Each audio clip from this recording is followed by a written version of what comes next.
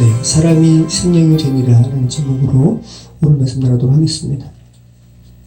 자, 우리는 지난주에 창조기사의 마침인 안식에 대한 말씀을 살펴보았습니다. 우리가 흔히 써왔던 표현이기 때문에 천지창조라고 창세기 1장의 창조기사를 말하지만 구속사적으로 결국 천지창조의 기사는 물리적인 이런 창조의 기사가 아니라 죄로 죽은 한 영혼의 회복과 그 회복이 이루어졌을 때 주님께서 안식하시는 기사임을 우리는 살펴보았습니다. 그래서 우리는 지난주 말씀을 통해서 주님께서는 죄로 인해서 죽은 영혼이 하나님의 형상에 이루기까지 결코 안식하시지 않는다라는 것을 우리가 알게 되었고요. 그래서 주님께서는 계속 일하시고 계시고 또 그 하나님의 아들이신 예수님께서도 이 땅 가운데 오셔서 아버지께서 일하시니 아들인 나도 일한다. 그 예수님께서 지금 저와 여러분의 삶에 하나님의 형상이 온전히 이루시기까지 지금 일하고 계시다라는 것 다시 한번 기억하시기 바랍니다. 그런 의미에서 성경에 나오는 안식은 집단적으로 규정할 수 없다고 했습니다. 그리고 태양력으로 이렇게 달력에 기록된 토요일 그 한 날이 물리적인 그 날이 안식일이라고 고착할 수 없다 말씀드렸습니다.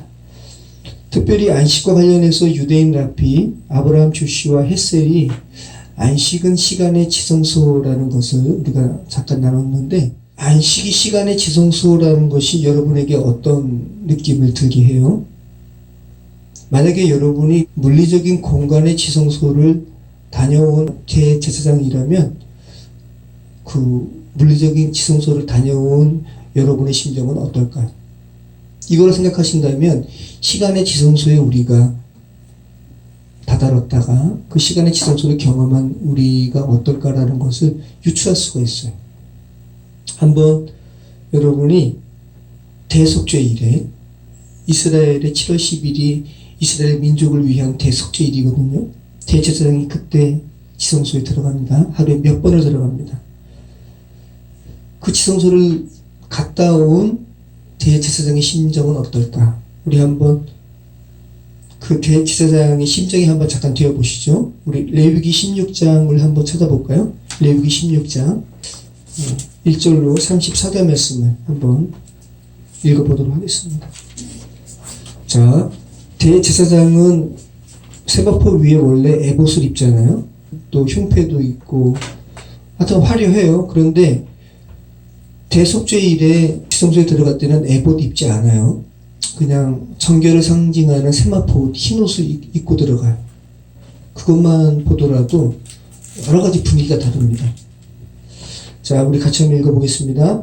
아론의 두 아들이 여호와 앞에 나아가다가 죽은 후에 여호와께서 모세에게 말씀하십니다. 이것은 무슨 말씀이에요? 아론의 다른 아들이 하나님께서 말씀하신 불이 아닌 다른 불을 피워 올렸다가 죽었습니다. 네. 하나님의 거룩함이 무엇인지를 알려주시는 거죠. 그 이후에 하나님께서 모세에게 말씀하시는 거예요. 여호와께서 모세에게 이르시되 내 형 아론에게 이르라 성소에 휘장한 법궤위 속죄소 앞에 아무 때나 들어오지 말라 그리하여 죽지 않도록 하라. 자, 성소에 휘장한 법궤위 속죄소 이게 뭐예요? 이게 지성소예요. 네. 자, 지성소 앞에 아무 때나 들어오지 말라 그리하여 죽지 않도록 하라. 그러니까 조심해야 된다는 거죠. 하나님께서 계신 곳이니까. 그죠? 죄 부분이 해결이 돼야 돼요. 네. 이는 내가 구름 가운데서 속죄소 위에 나타남이니라. 아론이 성소에 들어오려면 수송아지를 속죄 제물로 삼고 숫양을 범죄물로 삼고 거룩한 세마포 속옷을 입으며 세마포 속바지를 몸에 입고 세마포 띠를 띠며 세마포 관을 쓸지니 이것들은 거룩한 옷이라 물로 그의 몸을 씻고 입을 것이며. 자, 관마저도 세마포 관이래요. 그러니까 온통 몸을 흰 정결한 천으로 감싸고 들어가는 모습이죠. 그리고 몸도 씻고 들어가는 거예요. 자, 이스라엘 자손의 회중에게서 속죄물로 삼기 위하여 숫염소 2마리와 번제물로 삼기 위하여 숫양 1마리를 가져갈지니라. 자, 속죄제물은 뭐죠? 네, 죄를 속하기 위해서 한 제물 삼고, 그 다음에 번제물은 뭐예요? 온전히 모든 것을 하나님께 올려드리는 그런 의미로 번제물을 다 태워버리는 겁니다. 자, 아론은 자기를 위한 속죄제에 수송아지를 드리되 자기와 집안을 위하여 속죄하고 또 그 두 염소를 가지고 회막문 여호와 앞에 두고 두 염소를 위하여 제비 뽑되 한 제비는 여호와를 위하고 한 제비는 아사셀을 위하여 할지며 아론은 여호와를 위하여 제비 뽑은 염소를 속죄제로 드리고 아사셀을 위하여 제비 뽑은 염소는 산채로 여호와 앞에 두었다가 그것으로 속죄하고 아사셀을 위하여 광야로 보내지니라. 자, 두 마리 염소를 먼저 준비하고 제비를 뽑습니다. 그래서 한 염소는 여호와를 위하여 이제 제물로 드리고 나머지 한 염소는 살려두었다가 그 속죄와 관련된 그 지성소의 일이 끝난 다음에 그 염소에게 안수하고 광야로 보내는 거예요. 근데 그 염소를 뭐라 그러냐면 아사셀을 위한 염소라고 그러는 거예요.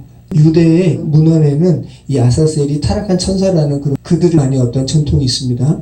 그러니까 무슨 말이냐면 속죄제를 위한 염소예요. 동의서에서 먼 것처럼 이 아사셀을 위한 염소에다가 죄를 속하는 그 안수를 하고 사람이 더 이상 들어가지 못할 지경까지 보내는 겁니다. 그리고 그 아사셀 염소는 뭐 어떤간 결국은 그 죄를 다 처리하고 죽게 되겠죠. 이게 아사셀을 위한 염소예요. 자, 11절에서 같이 읽습니다. 아론은 자기를 위한 속죄제에 수송아지를 드리되 자기와 집안을 위하여 속죄하고 자기를 위한 그 속죄제 수송아지를 잡고 향로를 가져다가 여호와 앞 제단 위에서 피운 물을 그것에 채우고 또 곱게 간 향기로운 향을 두 손에 채워가지고 휘장 안에 들어가서 여호와 앞에 분향하여 향연으로 증거계 위 속죄소를 가리게 할지니 그리하면 그가 죽지 아니할 것이며. 자, 한번 이미지를 자꾸만 이렇게 연상해 보세요. 이게 문장으로 쓰여졌지만 여호와 앞에 분향하는 거예요. 그래서 향연으로 속죄소 앞 자기를 가리는 거예요. 그 이유는 자기가 죽지 않도록. 그러니까 죄된 존재를 향연으로 이렇게 가려야 할 정도로 지성소는 거룩한 곳이라는 거.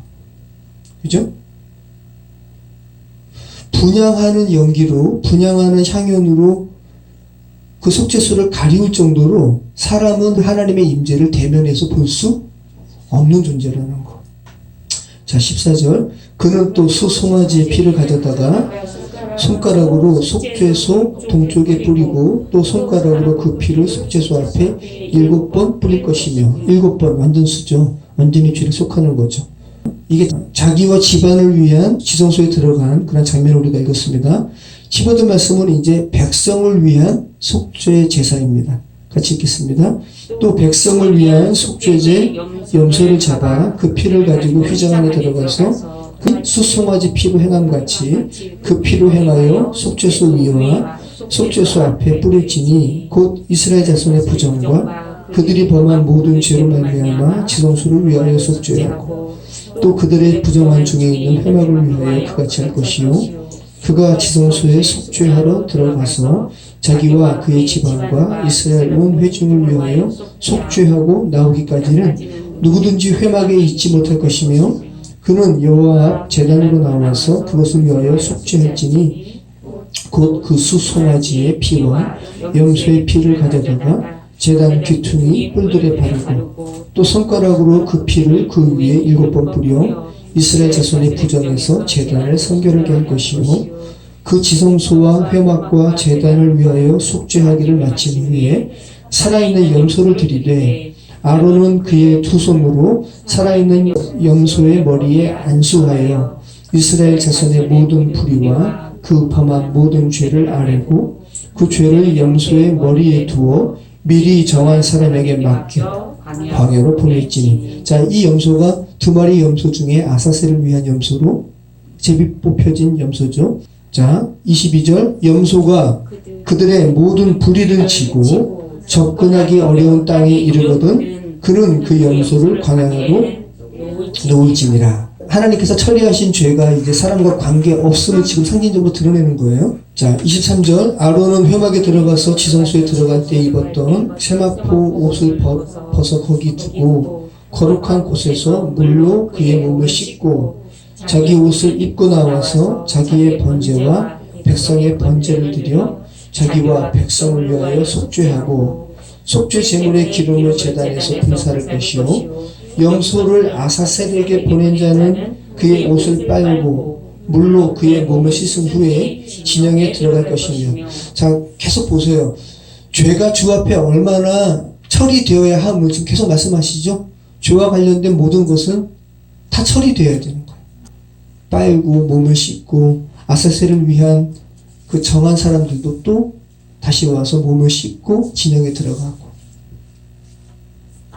속죄제 수송아지와 속죄제 염소의 피를 성소로 들여다가 속죄하였은즉 그 가죽과 고기와 똥을 밖으로 내다가 불사를 것이요 불사른 자는 그의 옷을 빨고 물로 그의 몸을 씻은 후에 진영에 들어갈지니라.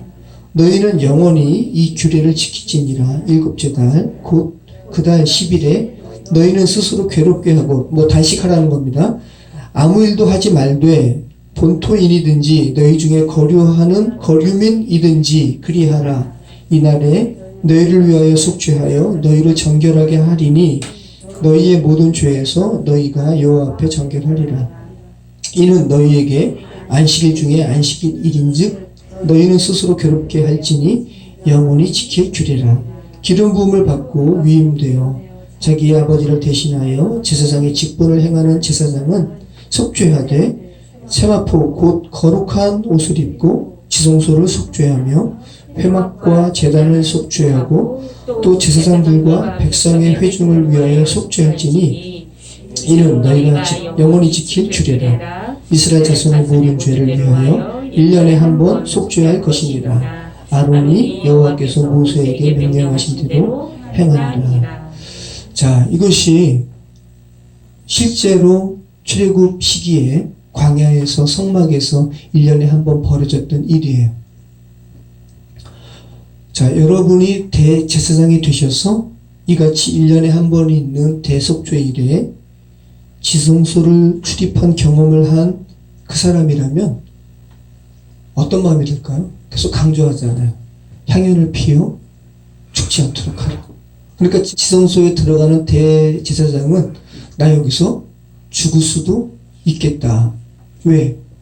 죄 가득한 존재니까. 이런 두려움 가운데, 그죠? 주 앞에 마땅한 경외감 가운데 그곳에 들어갔다 나오는 거 아니에요?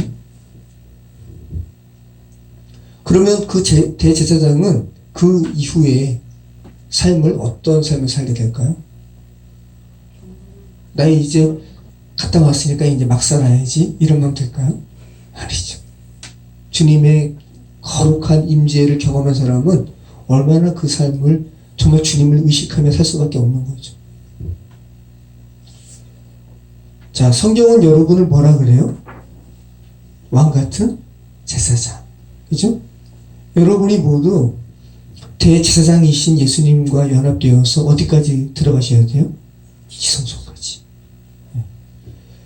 자, 현재 여러분은 출애굽 시대에 이 물리적인 성막을 재현한 그 지성소를 다시 만들어서 그곳에 이렇게 들어가는 경험을 하게 하잖아요. 그죠? 그런 정도의 의미로서는 의미가 있지만 여러분은 지금 출애굽 시대로 다시 회귀해가지고 물리적인 공간으로서의 지성소에 들어갈 필요가 없어요. 그죠? 하지만 여러분은 시간의 지성소에는 반드시 들어가야 돼요. 자, 안식이 시간의 지성소라는 아브라함, 조슈아, 헷셀의 이 같은 관점은 굉장히 중요한 거죠. 유대인들이 이 같은 의식을 가지고 안식일을 지키는 거잖아요. 물리적인 토요일 안식일 말고 이 안식의 정신을 여러분이 붙든다면 여러분의 하루하루는 정말 굉장한 삶을 살 거예요. 제가 이것을 묵상하면서 정말 시간의 지성소를 이렇게 사모에다가 뭐 때문에 또 이제 아이들한테 화를 냈어요. 그러니까 그게 너무 화가 나는 거예요. 내가 이 시간의 지성소를 얼마나 생각하면서 하려고 하는데 나를 화나게 하냐. 그죠? 이게 참 쉬운 게 아닌 거예요. 참 쉬운 게 아닌 거예요. 크리스찬으로서 우리는 반드시 시간의 지성소를 경험해야 돼요. 일주일에 딱 한 번이 아니라 매 순간이 그렇다면 너무 감사한 것이고, 하나님께서는 여러분이 시간 속에 지성소를 경험하기를 원하시고, 그 경험으로부터 나오는 실제적인 삶을 살기를 원하세요. 그죠? 공간의 지성소를 경험한 사람은 그 삶이 바뀔 수밖에 없고요. 시간의 지성소를 경험하고 온 사람도, 그죠? 당연히 그 삶이 바뀔 수밖에 없죠. 실제적인 안식을 경험한 사람은 그 삶이 바뀔 수밖에 없어요. 그리고 그렇게 여러분이 경험한 시간 속의 지성소의 경험은 그 사람으로 하여금 그가 딛는 공간을 거룩하게 바뀌게 하고, 그가 관계 맺는 사람과의 관계도 그 전과의 관계와는 질적으로 다른 그런 관계성으로 안내하죠. 자, 여러분, 모든 사람이 속세에, 그죠? 우리가 이렇게 거룩함을 추구하지만 죄된 세상에서 부딪히다 보면 또 다시 화를 낼 수밖에 없고 분을 발할 수밖에 없지만, 그렇다고 해가지고 나 이제 이런 분을 바라는 이 속세를 끊고 산으로 들어갈래, 수도원으로 들어갈래. 자, 이런 인연을 끊고 거룩함을 추구하기 위해서 산으로 들어가는 것도 기회예요. 그죠?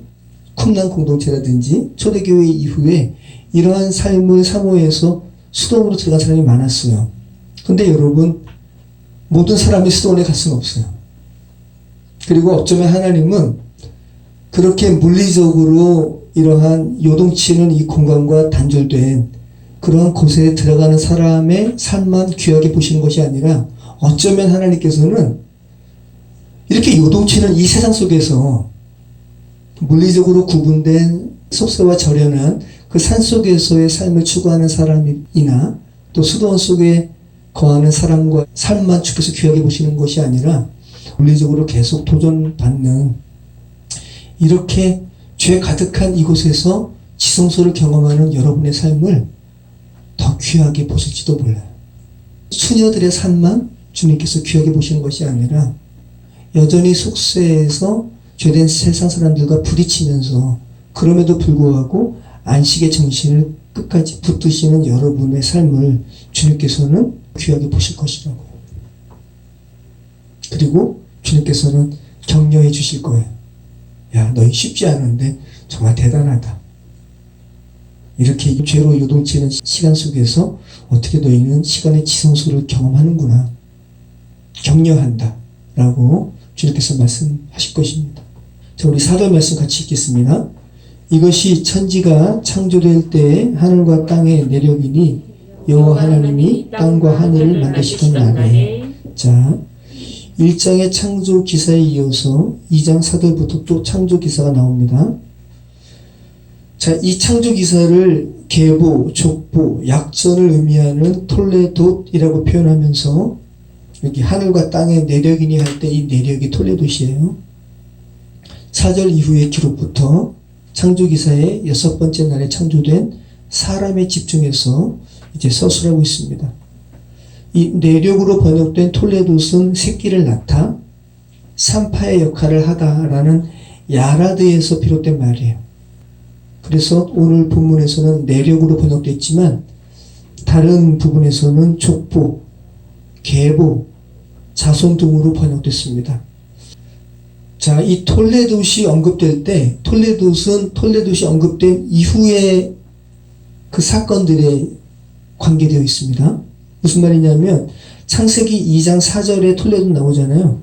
그래서 창세기 2장 4절에 나오는 이 톨레돗은 창세기 1장의 그 천지 창조의 이 기사를 요약하는 것이 아니라 창세기 2장 4절 이후에 인간과 관련된 그러한 내력을 기록하고 있다는 거예요. 자, 그럼 창세기 2장 4절 이후에는 어떤 이야기가 있는데, 창세기 3장에 인간의 타락의 기사가 나오고, 그죠? 그 다음에 다시 창세기 5장 1절에 이것은 아담의 계보를 적은 책이니라 하면서 톨레돗 나오거든요. 그래서 창세기 3장과 4장은 인간의 타락과 그 인간의 타락을 극복하시는 하나님의 사랑에 대한, 은혜에 대한 기술이 나오거든요. 그것에 대한 내력이니라고 하면서 톨레도시 창세기 2장 4절에 나오고 있다는 거예요. 자, 그래서 창세기 2장 4절 이하의 서술은 이제 하늘의 기사가 아니라 땅의 기사에 집중할 것임을 말씀하고 있어요. 땅, 사람에 관한 기사야라는 것을 지금 말씀하고 있다는 겁니다. 자, 그래서 우리말 번역도 이것이 천지가 창조될 때에 하늘과 땅의 내력이니 라고 하면서 그 다음부터는 여호와 하나님이 땅과 하늘을 만드시던 날에 라고 하면서 이 창세기 2장 4절에 나오는 이 톨레도과 관련해서는 이제 땅의 이야기를 할게. 다른 말로 하면 인간의 이야기를 할게. 인간의 타락과 그 인간의 타락을 극복하시는 하나님의 은혜에 대해서 서술할 거야 라는 것을 지금 말씀하고 있다는 거예요.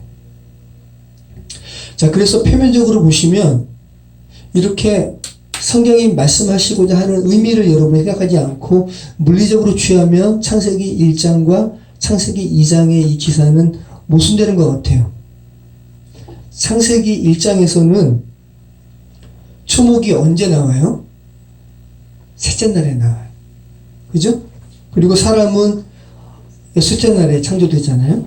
그런데 2장에서는 그죠? 사람이 아직 있지 않았기 때문에 들에는 초목이 없었다라고 말씀하고 있죠. 그럼 이 의미는 그죠? 창세기 2장에서는 꼭 사람이 먼저 있어야 될 것 같은 그런 뉘앙스잖아요. 그래서 모순이다 라고 말씀하는 이들도 있지만, 자, 천지 창조 기사는 우리가 계속 살펴봤습니다. 물리적인 말씀이 아니다. 그죠? 셋째 날에 초목이 있을 수가 없다. 물리적으로 한다면 왜? 권명체는 넷째 날에 나오기 때문에 계속 이것은 인간의 구원을 향한 말씀이라고 말씀드렸어요. 그러니까 물리적으로 취하면 모순되어 보이지만 각각의 창세기 기자가 말씀하시는 바가 있다는 거. 인간의 구원과 관련된 기사라는 거. 자, 창세기 2장의 소술은 창세기 3장과 4장의 인간의 타락의 이러한 사건을 염두에 두고 이렇게 미리 복선처럼 이렇게 깔아둔 거예요. 창세기 2장 4절 말씀은. 자, 그리고 우리가 창세기 1장과 2장의 큰 차이점을 또 어떤 부분을 찾을 수가 있을까요? 하나님과 관련된 호칭이에요. 1장의 하나님은 엘로힘이에요. 전능하신 하나님. 네. 그리고 장엄하신 하나님. 천지를 창조하시는 전능하신 하나님. 창조주 하나님을 드러내는 의미로서 엘로힘만 나오고 있다면 창세기 2장에는 그 엘로힘의 또 야훼 하나님, 여호와 하나님이라는 여호와가 같이 붙어 있어요. 자, 그러면 창세기 1장과 2장의 이 하나님의 호칭의 차이는 어떤 의미가 있을까요? 여러분, 엘로힘은 우리가 살펴봤죠. 우상에게도 쓰인다 그랬어요. 그리고 사람, 재판관도 엘로힘이라 쓰인다 그랬죠. 그러니까 소문자로 GODS 하면 우상이잖아요. 이거 히브리어도 엘로힘입니다. 그리고 재판관도, 사람 재판관도 엘로힘입니다. 자, 엘로힘이 하나님 외에도 우상과 사람에게도 쓰인 반면 여호와는 이스라엘 백성에게 언약적인 관계를 맺은 하나님임을 강조할 때만 여호와가 쓰여요. 그래서 여호와는 이방 사람들에게는 신을 의미하는 문장에 여호와가 안 나타나요.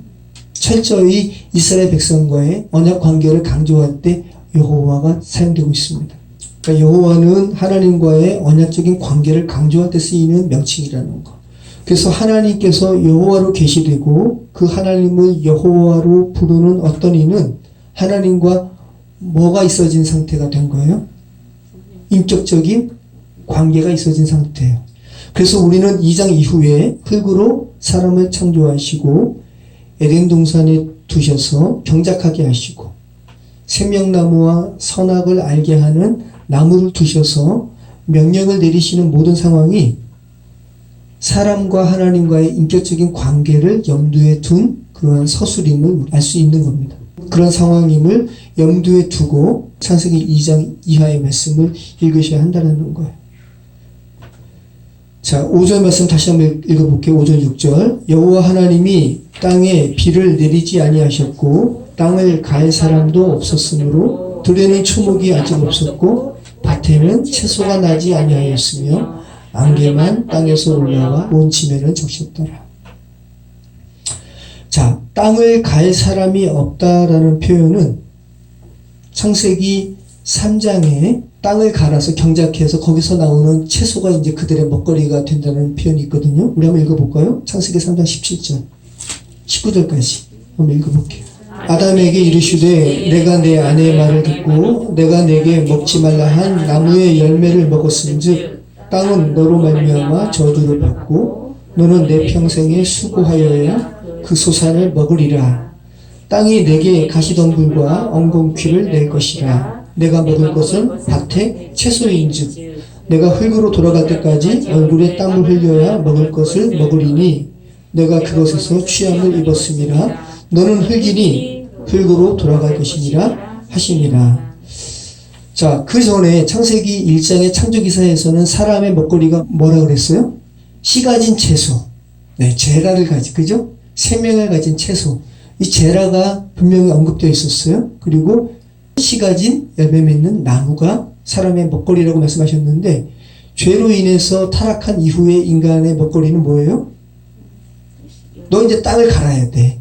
그래서 그 땅을 갈아서 그 땅에서 나는 채소가, 그러니까 뭐가 됐다라는 것을 지금 강조하는 말씀이에요. 육체가 되겠다는 것을 강조하는 거예요. 타락하기 전에는 하나님의 생명의 말씀이 그들의 사람의 양식이었다면 죄로 인해서는 지금 뭐가 되었음을 강조하고 있는 거예요. 육체. 자, 이 부분을 미리 복선처럼 말씀하고 있는 것이 창세기 2장 5절 말씀인 거죠. 그죠? 땅을 갈 사람도 없었으므로 들에는 뭐가 없었다? 초목이 없었다. 그리고 밭에는 그들의 먹거리인 채소가 나지 않았다. 그래서 앞으로 있게 될 인간의 타락과 그로 말미암은 결과를 지금 복선처럼 미리 암시하고 있는 말씀을 우리가 지금 읽었습니다. 그리고 안개만 땅에서 올라와 온 지면을 적셨더라. 그리고 하나님이 땅에 비를 내리지 아니하셨고, 이 부분은 모두 사람이 타락 이후에, 그죠? 창세기 6장과 7절에 노아의 홍수 기사가 있죠. 자, 창세기 7장 4절 읽어보시죠. 지금부터 7일이면 내가 40주야를 땅에 비를 내려 내가 지은 모든 생물을 지면에서 쓸어버리리라. 네.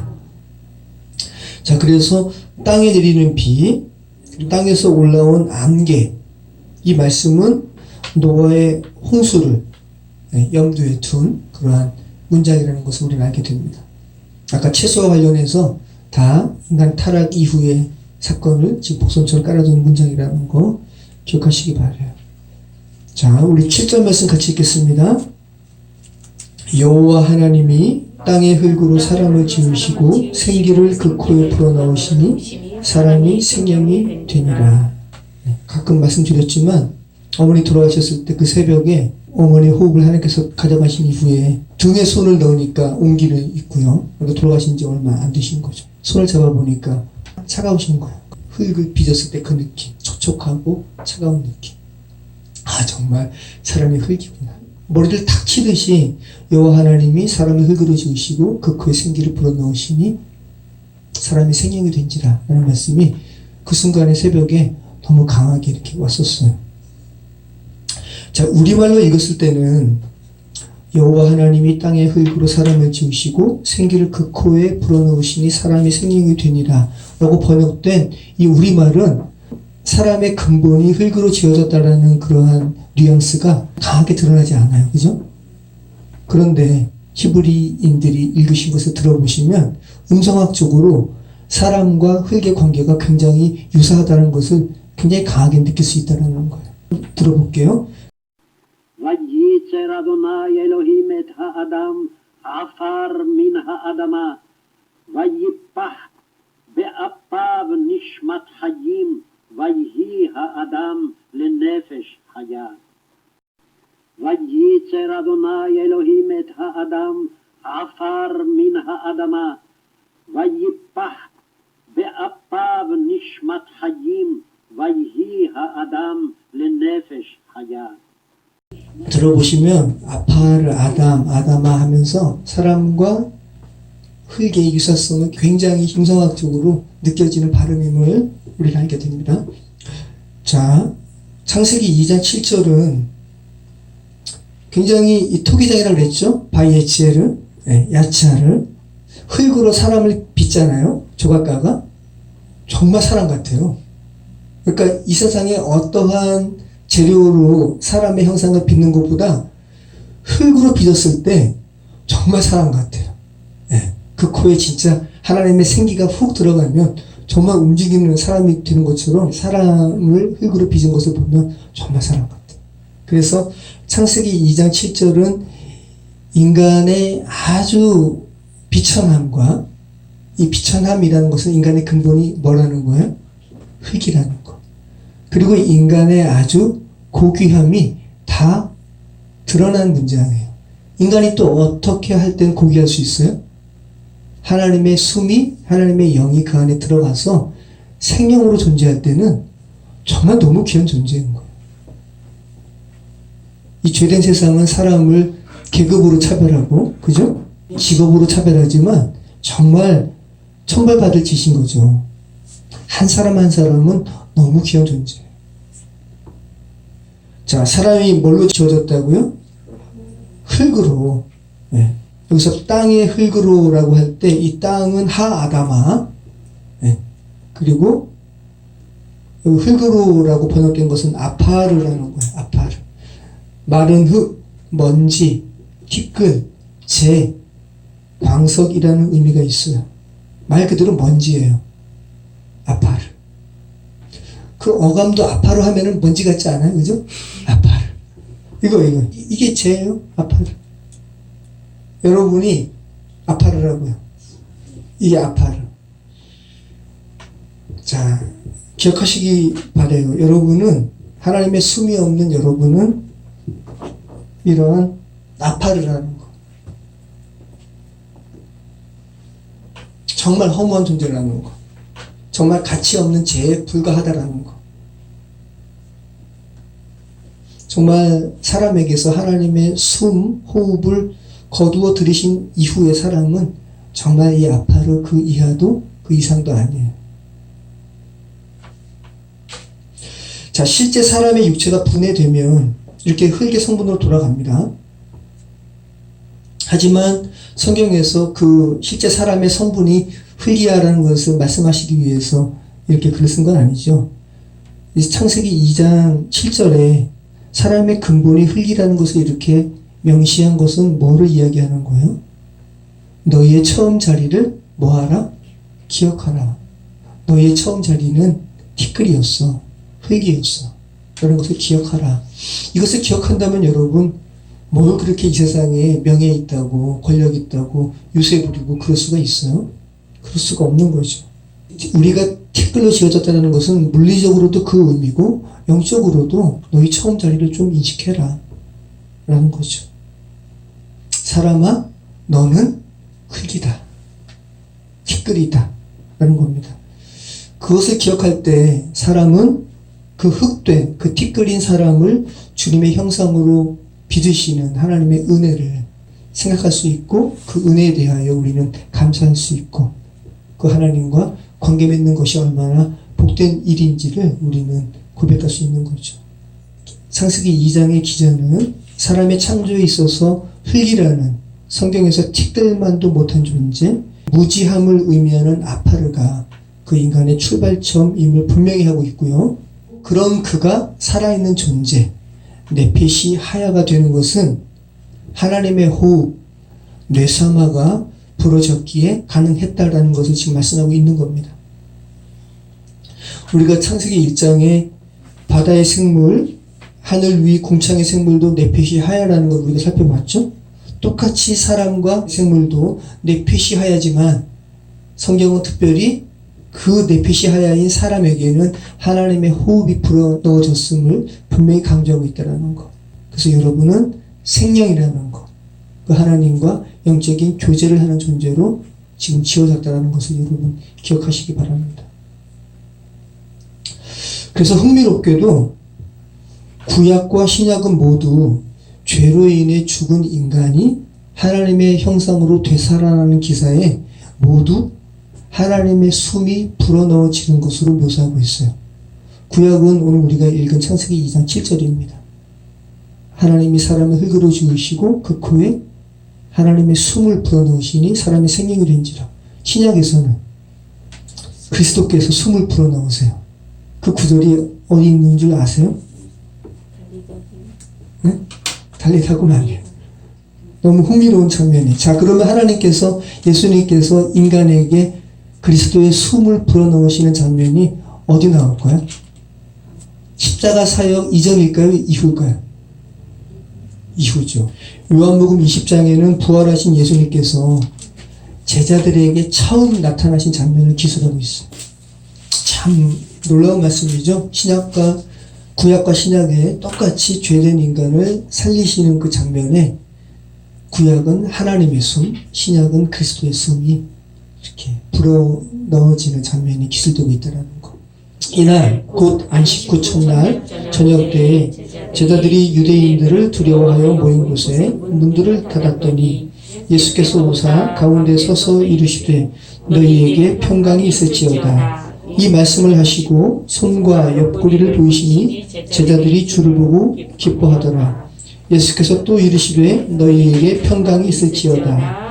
아버지께서 나를 보내신 것 같이 나도 너희를 보내노라. 이 말씀을 하시고 그들을 향하사 숨을 내쉬며 이르시되 성령을 받으라. 너희가 누구의 죄든지 사하면 사하여질 것이요 누구의 죄든지 그대로 두면 그대로 있으리라 하시니라. 네, 그리스도께서 제자들에게 그리스도의 숨을 불어넣으시는 장면을 우리가 읽었어요. MP4호라는 말이에요. 구약의 히브리 말씀을 당시에 헬라 문화권 사람들이 읽을 수 있도록 헬라어로 번역한 책이 70인역이라고 그랬습니다. 이 70인역에 오늘 우리가 읽은 창세기 2장 7절에 하나님이 사람을 흙으로 지으시고 그 코에 생기를 불어넣으시니 살아있는 생명이 된지라고 할 때 그 코에 숨을 불어넣으시니 라는 말을 그 70인역은 MP4호로 번역을 했어요. 그래서 구약의 70인역의 이 MP4호라는 말은 11번 언급이 되고요. 그리고 신약에서는 부활하신 예수님께서 제자들에게 숨을 불어넣으시는 이 장면에 단 한 번 나와요. 또 70인역에서 어떤 부분에 또 이 MP4호가 등장할까요? 에스겔의 환상에서 마른 뼈들에게 그 생기가 불어와서 이 마른 뼈에 입히라라고 할 때 힘줄이 입히고 살이 입히고 일어나서 살아있는 군대가 되는 그 장면에 MP4호라는 말이 등장을 합니다. 하나님께서 아들이신 예수 그리스도를 이 죄된 세상에 보내신 것 같이 부활하신 예수님께서 죄된 제자들을 살리시고 그들을 다시 세상에 보내시면서 숨을 불어넣으시는 거예요. 그리고 성령을 받으라 말씀하시는 거예요. 자, 여러분, 호흡만 하는 존재라는 면에서 생물학적으로 사람은 다른 동식물과 하등 차이가 없어요. 그죠? 다 내핏이 하얘요. 그런데 창세기 2장과 요한복음 20장은 사람과 다른 생물과 다른 것은 하나님의 숨, 그리스도의 숨이 불어넣어진 존재라는 부분을 이렇게 강조하고 있다는 거죠. 그런데 특별한 것은 그리스도의 숨을 사람에게 불어넣으시는 정말 이 놀라운 장면에 하신 말씀이 뭐예요? 너희가 누구의 죄든지 사하면 사하여질 것이요 누구의 죄든지 그대로 두면 그대로 있으리라 하십니다. 이 부분이 여러분 정말 많은 것을 생각하게 해요. 하나님이신 예수님께서 부활하신 이후에 사람에게 당신의 숨을 불어넣으시며 하신 말씀이 누구의 죄를 사하는 것과 같은 용서에 관련된 부분이라는 것. 단 하나의 말씀을 하시는 거예요. 그렇게 그리스도의 숨을 받게 되어서 다시 살리심을 받은 자가 다른 이의 죄사함을 하게 되는 일을 하게 될 것을 말씀하고 있다는 거예요. 이 말을 단순히 하나님의 형상으로 회복된 자는 다른 사람의 죄를 사하는 권세가 있게 될 거야 라는 부분으로만 인식하지 마시고 먼저 하나님의 형상으로 회복된 자는 그리스도의 숨을 받은 자는 먼저 스스로가 누가 자기에게 위해를 가함으로써 있게 된 그 쓴뿌리가 먼저 해소된 자라는 것을 말씀하고 있는 거죠. 이 부분은 여러분 결코 쉬운 문제가 아니에요. 죄악된 세상에서 살아가는 사람들 중에 이 문제에 대해서 자유로울 수 있는 사람들이 몇이 있겠어요. 죄로 인한 파괴적인 사건이 너무도 많은 이 세상에서 살아가는 인간의 삶에 주님께서 이렇게 던지시는 용서라는 부분은 정말 쉬운 부분이 아니라는 거죠. 우리가 지금 읽어봤지만 요한복음 기자는 예수님께서 제자들에게 나타나셔서 이 성령을 불어넣으시고 죄사함의 권세에 대하여 말씀하시는 상황을 흥미롭게 기술하고 있습니다. 제자들이 유대인들을 두려워해서 문을 닫았다라는 그런 서술이 있죠.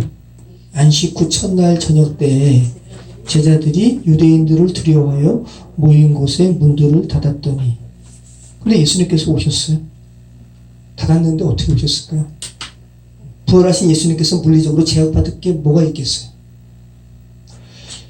자, 그걸 떠나서 여기서 문을 닫았다라는 이 클레이오라는 단어에 닫다라는 기본적인 의미 외에도 은유적인 의미가 있는데, 그들이 물리적인 문만을 닫은 것이 아니라 그들의 심령도 죄로 인해서 닫혔다라는 것을 지금 은유적으로 드러내는 그런 단어예요. 클레이오는 하늘이 비를 내리지 않게 하다, 하늘나라의 입구를 막다라는 이런 은유적인 의미도 있습니다. 굉장히 흥미롭죠. 하늘로부터 영혼에게 부어지는 은혜를 막는다라는 의미를 가진 단어를 예수님께서 십자가에서의 죽으심과 부활하신 그 이후에 제자들의 상태와 관련해서 이 단어가 쓰이고 있다는 거. 그러니까 지금 요한복음 기자가 말씀하고 있는 바는 하나님의 형상으로 회복되어야 하는 인간의 이 여정 가운데 하늘로부터 오는 은혜를 막는 주체가 누구라는 것을 지금 말씀하고 있는 거예요. 인간 스스로. 그런데 스스로가 이렇게 막았는데 예수님께서 들어오시는 거예요. 하나님의 은혜죠. 이런 용서와 관련된 비슷한 말씀이 신약 성경에 거의 전반을 차지하고 있죠. 마태복음에도 기록되어 있습니다. 진실로 너희에게 이르노니 무엇이든지 너희가 땅에서 매면 하늘에서도 매일 것이요 무엇이든지 땅에서 풀면 하늘에서도 풀리리라. 굉장히 흥미롭죠? 오늘 우리 창세기 2장 4절 이하의 말씀에 하늘과 땅의 서술이 이제 순서가 땅과 하늘의 순서로 바뀌면서 땅이 먼저 언급되고 있었잖아요. 그죠? 그래서 주님께서 가르쳐 주신 기도에서도 오늘날 우리에게 일용할 양식을 주시옵고 우리가 우리에게 죄 지은 자를 사하여 준 것 같이 아버지 우리의 죄를 사하여 주시옵소서. 그죠? 아버지 우리의 죄를 사하여 주시옵소서. 그리하면 우리가 우리에게 죄 지은 자를 용서해 주겠나이다. 이렇게 기도하라고 말씀하시지 아니하시고 먼저는 땅이에요. 먼저는 인간이에요. 그죠? 너희가 먼저 너희에게 죄를 지은 사람을 용서하면 땅에서 너희가 먼저 풀면 하늘에서도 풀릴 거야 라고 인간을 먼저 땅을 먼저 지금 언급하고 있다는 거 오늘 창세기 2장 4절 이하의 말씀과도 계속 연계하셔서 이렇게 생각해 보시기 바라요. 굳이 순서한다면 땅입니다. 땅이 먼저라는 거예요. 너희가 먼저라는 거예요. 티끌이 이 아파르가 용서할 수 있나요? 용서할 수 없죠. 쉽지 않죠. 그래서 창조기사에서는 하나님의 숨을, 그죠? 신약에서는 그리스도의 숨을 이렇게 불어넣으시는 장면이 서술되어 있다는 거 여러분 기억하시기 바랍니다. 정말 오늘 본문은 쉽지 않습니다. 단순히 하나님께서 흙으로 사람을 지으셨다라는 이러한 그냥 단순한 창조기사가 아니라 죄로 인해서 타락하게 될 인간의 삶을 그래서 서로 정죄와 용서라는 이런 부분들이 얽히고 설키는 쉽지 않은 인생을 살아가는 인간의 삶을 복선처럼 미리 알려주고 있는 본문입니다. 아마 우리는 육신적인 호흡이 있는 동안 야 너희가 어떻게 용서하니? 그냥 너희 그냥 감정대로 살아 라는 생명이 없는 흙된 존재로 살아가라는 유혹과 또 하나님의 숨이 불어넣어진 존재로 살아야 한다라는 이러한 끝없는 갈등 가운데 살아가게 될 겁니다. 정말 쉽지 않은 인생입니다. 하지만 쉽지 않지만 그리스도께서 불어넣으셔서 여러분 안에 계신 성령께 순간순간 의지하게 될 때 성령 하나님께서 단순히 흙, 티끌, 아파로 끝나게 될 여러분의 삶이 아닌 하나님의 숨이 온전히 불어넣어진 하나님의 형상으로 회복된 자로 그렇게 만들어 가시기를 같이 기도하겠습니다.